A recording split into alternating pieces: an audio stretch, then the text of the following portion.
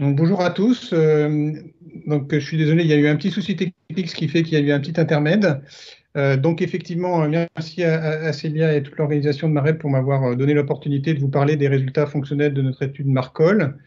Donc comme on vous l'a dit, c'est une étude qui est déjà un peu ancienne, avec un objectif qui était avant tout un objectif d'évaluation de la qualité des enfants, adolescents et adultes qui avaient des malformations non rectales dans le centre MAREP. Et l'idée était de faire une corrélation entre cette qualité de vie et un certain nombre d'items, dont l'anatomie et le degré de handicap, les signes fonctionnels. En fait, si on veut résumer les choses, l'ensemble des données que nous avons collectées peut se catégoriser en trois catégories, trois types de données: celles qui concernaient l'anatomie malformative, celles qui concernaient la fonction sphinctérienne et celles qui concernaient les questionnaires qualité de vie. Et l'idée, ça a été, après exploration et exploitation de l'ensemble de ces données, de séparer en fait l'étude en deux parties. Une première qui consistait à évaluer le rapport entre l'anatomie malformative et la fonction sphinctérienne, que je vais vous présenter aujourd'hui, et une seconde qui est en cours d'exploitation parce que c'est énormément de données et on n'a pas encore complètement compris les liens entre la qualité de vie et ces deux autres items. Donc aujourd'hui, je ne vous présente que le lien entre anatomie malformative et fonction sphinctérienne. Euh, donc là, il y a des choses qui se passent au niveau de la diapositive, mais simplement pour vous rappeler que c'est un HRC qu'on a obtenu en 2010. Vous voyez que ça commence à dater, avec des inclusions qui ont eu lieu jusqu'en 2015. On a eu un nombre d'inclusions tout à fait intéressant qui était de 762. Et à chaque inclusion, il y avait donc une évaluation faite par le médecin qui suivait le patient, ou un appel téléphonique pour les adultes qui avaient quitté le circuit pédiatrique pour évaluer le score fonctionnel et rappeler les données anatomiques telles qu'on les connaissait et telles que les connaissait le patient. Et puis, il y avait un remplissage de questionnaire qui était soit fait pour les qualités de vie, soit fait par les parents quand les enfants étaient petits, soit fait par les deux quand c'était des enfants plus grands ou des ados, soit fait que par le patient lorsque c'était des adultes. Donc voilà ce que ça donne en termes de nombre. Donc ça, c'est la flowchart qu'on vient de soumettre et qui vient d'être acceptée. On sait depuis avant-hier que ça a été accepté dans un journal de référence. Vous voyez qu'il y a tout de même une perte en ligne assez nette, puisque on s'est retrouvé avec seulement 506 patients qui finalement ont répondu au questionnaire. Et puis, une fois qu'on avait regardé toutes les données, et notamment les données du registre SEMARA qui enregistrait les données anatomiques et fonctionnelles, on a, pour l'étude entre le lien entre anatomie et fonction, inclus 367 patients, en majorité des garçons, mais ça c'est dû au fait que c'est des malformations non rectales. Et vous voyez, avec une répartition des âges qui était tout de même assez satisfaisante, puisque à part les 6-7 ans, qui évidemment sont un groupe plus petit, qui existait, qui avait été détaché parce que c'est des enfants qui ne pouvaient pas répondre, puisqu'on considérait qu'ils n'avaient pas acquis la lecture au questionnaire, eux-mêmes au questionnaire qualité, donc c'est pour ça qu'on a séparé ce groupe-là. Mais en termes de groupe d'âge, on était tout à fait cohérent, avec notamment des adultes avec un nombre qui était tout de même assez sympathique. Donc je vous donne ces résultats sous forme de diagramme pour essayer d'être le plus schématique possible. Et globalement, il y a les trois catégories classiques de signes fonctionnels, que sont en premier lieu de savoir s'il y a une incontinence ou en tout cas un soiling, c'est-à-dire des taches et des fuites anales. Et ce qui est assez logique et qui s'est confirmé dans cette étude, c'est que plus la malformation est haute et donc grave sur le plan malformatif, plus le risque d'incontinence est important. Et ça se voit de manière statistique entre les formes périnéales et les formes prostatiques chez le garçon, et entre les formes périnéales et les formes de cloaque court chez la fille. Vous voyez qu'ensuite, entre les deux formes prostatiques et rectovésicales chez le garçon ou les deux formes de cloaque chez la fille, il n'y a plus de différence. Et ça, c'est pas très logique si on peut penser à l'anatomie, mais je vous rappelle que c'est des patients qui sont suivis et qui sont pris en charge. Et donc peut-être que quand on arrive à un taux d'incontinence qui est de 2 tiers d'écart, eh bien, les traitements mis en œuvre pour ces formes qui sont tout de même assez sévères sur le plan fonctionnel permettent d'empêcher, entre guillemets, des scores encore plus graves sur les formes les plus hautes. Quand on regarde la constipation, alors ça c'est vraiment quelque chose qui nous a étonné parce qu'on n'était pas parti là-dessus intuitivement. Nous, on considérait que c'était les formes les moins incontinentes et donc les formes les plus basses qui étaient a priori les plus constipées. Et c'est pas du tout ce qu'on a retrouvé. C'est déjà des choses qui étaient déjà envisagées, notamment par Alberto Peña, à savoir que là encore, on a une augmentation du taux de constipation en aggravant entre guillemets l'anatomie malformative, sauf là pour le coup dans les formes très graves où il y a entre guillemets tellement d'incontinence qu'il est il est plus difficile d'être constipé. Sur la défécation volontaire, là c'est extrêmement visuel, comme vous le voyez. Cette défécation volontaire est d'autant meilleure que la forme est la plus basse. Et là, tel que on peut regarder tous les stades de, on a différents têtes statistiques qui permettent de confirmer ces chiffres. Et leur dernier point, pour l'utilisation des lavements, donc c'est pas vraiment un résultat fonctionnel, mais ça permet de voir si effectivement il y a un besoin de prise en charge. On a là encore une utilisation des lavements qui est beaucoup plus importante dans les formes hautes, et c'est peut-être ça qui explique. Je veux bien que vous revienne à la diapositive précédente, et c'est peut-être ça qui explique la différence entre les cloaques courts et longs, puisque dans les longs, on utilise beaucoup plus les lavements, et ce qui explique qu'il y a une différence. Vous voyez ici que, et ça c'est ce qui fait l'originalité de notre étude, puisque je n'ai pas retrouvé ça dans la littérature de manière sur des séries aussi importantes, c'est l'évolution en fonction de l'âge.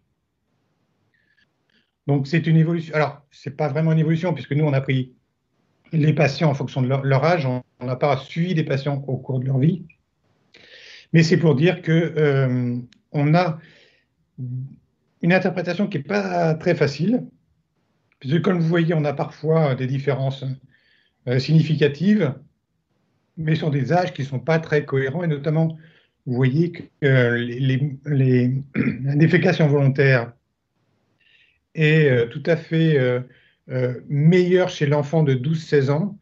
C'est déclaratif, ça, la défécation volontaire, on ne va pas contrôler si. Et donc, c'est un peu curieux que se dégrade après avec l'âge, et notamment chez l'adulte. De la même façon, alors par contre, sur le Soligne, clairement, sur les formes basses, d'abord, évidemment, elles sont moins importantes, mais on voit que ça s'améliore avec le temps, ce qui n'est pas le cas dans les formes plus graves.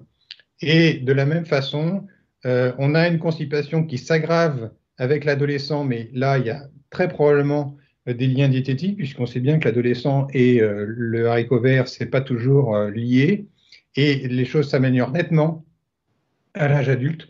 Donc tout ça, c'est des choses qui sont un peu fines à interpréter, mais qui donnent tout de même des pistes. Alors, l'utilisation des lavements n'est pas, entre adultes et enfants, n'est pas significativement différente, même si on a l'impression que tout de même les jeunes on les utilise un peu plus. Alors, est-ce que c'est parce que le suivi est meilleur ou est-ce que c'est parce qu'ils en ont plus besoin? Ça, on ne peut pas le dire. Par contre, il y a clairement la voie du lavement qui est totalement différente, puisque les adolescents et les adultes utilisent plus les lavements via un malone, et ça c'est assez logique parce qu'on ne fait pas de malone chez le petit, et c'est une intervention qui est un peu en train de perdre de son intérêt avec les dispositifs de type péristine, et donc ça explique que on ne fait plus de malone chez les jeunes, et donc forcément comme nous on a une photographie des différents âges, eh bien ça montre bien qu'il y a une différence en termes de pratique en fonction de l'évolution de nos façons de faire. Une très bonne nouvelle, c'est celle-là. Alors, là, on n'est pas dans la qualité de vie, hein. C'était simplement pour savoir si le patient devenait autonome et notamment avait-il besoin d'aide, avait-il besoin d'une prise en charge particulière, une scolarité particulière. Est-ce qu'il a, chez l'adulte, est-ce qu'ils avaient des métiers particuliers ou au contraire tout venant? Et on s'aperçoit qu'il y a une réelle amélioration entre les jeunes enfants et les adultes, avec une autonomie chez l'adulte qui est tout de même très correcte compte tenu de la proportion de formes hautes et de formes graves, hein. Je rappelle qu'elle était tout de même importante. Et donc ça, c'est une excellente nouvelle dont on pourrait discuter de savoir qui fait quoi, mais c'est très bien.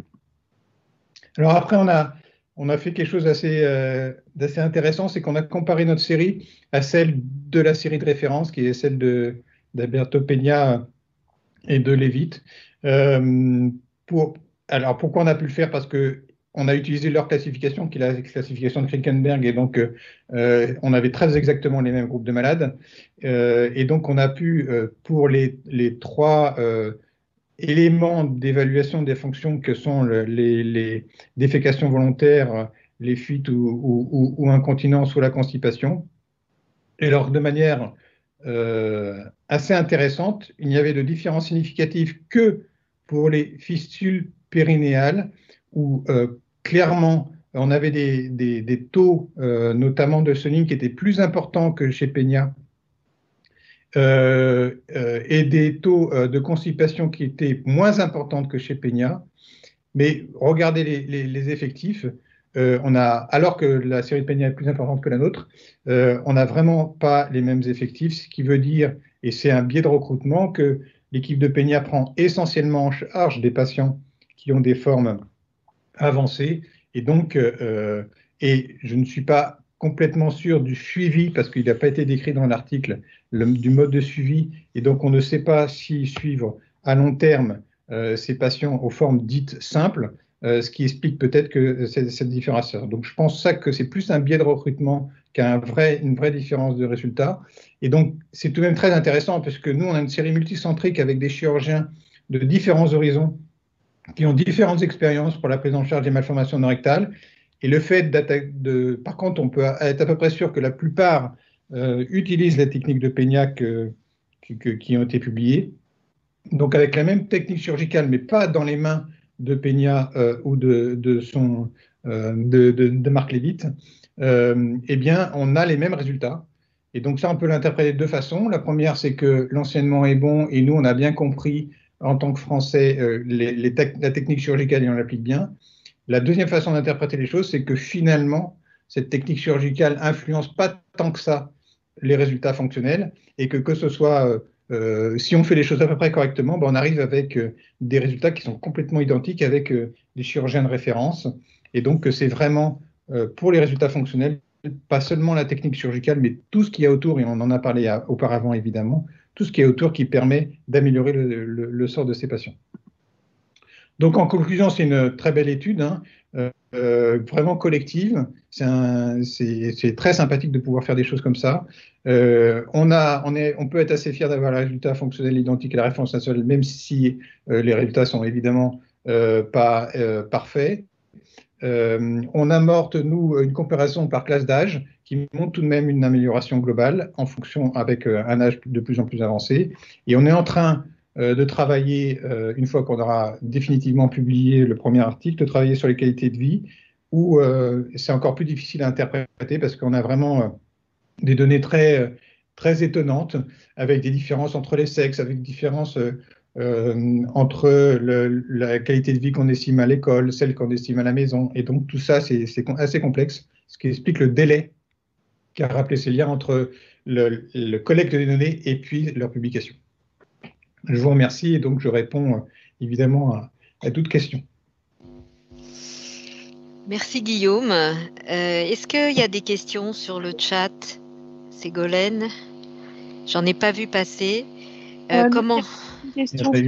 Une question, oui. Comment retrouver les résultats de cette étude? Est-ce que c'est possible de partager avec la PASC? Pas seulement la PASC d'ailleurs, puisque la PASC c'est que pour les curarinaux. Mais effectivement, cette étude sera publiée, donc elle sera évidemment partagée. Donc, voilà, cette étude va être publiée. Là, on a reçu donc un accord avec le Journal of Pediatric Gastroentérologie et Nutrition. Donc, bon, il y a des révisions à faire, mais qui sont des révisions qui ne devraient pas poser de problème majeur. Et donc, j'ai bon espoir de pouvoir y répondre. Et donc, on devrait, ça sera publié, quoi. Et donc là, vous aurez tous les chiffres. Et on va mettre, donc, cette revue permet de mettre des tableaux en ligne, et donc qui ne seront pas dans le papier publiés. Et donc, non seulement vous aurez les diaphragmes que je vous ai montrés, hein, qui sont ceux de l'article, mais un peu modifiés du fait des reviewers, mais sur le principe, c'est les mêmes. Et puis surtout, toutes les données exhaustives de toutes les cases. Et donc, vous aurez tous les résultats groupe par groupe, sexe par sexe et âge par âge. Merci Guillaume. Ce serait intéressant de refaire cette étude avec des patients qui ont bénéficié uniquement des parcours MAREP et de l'éducation thérapeutique, parce que là finalement c'était des populations un petit peu hétérogènes dans la prise en charge. Mais bon, on va déjà finir celle-là. Oui. Merci encore Merci de nous avoir fait partager ces résultats. On va maintenant donner la parole aux associations. Toutes n'ont pas pu s'exprimer aujourd'hui, mais 3 d'entre elles vont le faire. L'Association pour les maladies de Hirschsprung avec Madame Nova, l'Association APASC pour le syndrome de Currarino avec Sophie Le Commandou, et puis la nouvelle association dont on a parlé tout à l'heure avec Célia Cardozo, Tintamarre.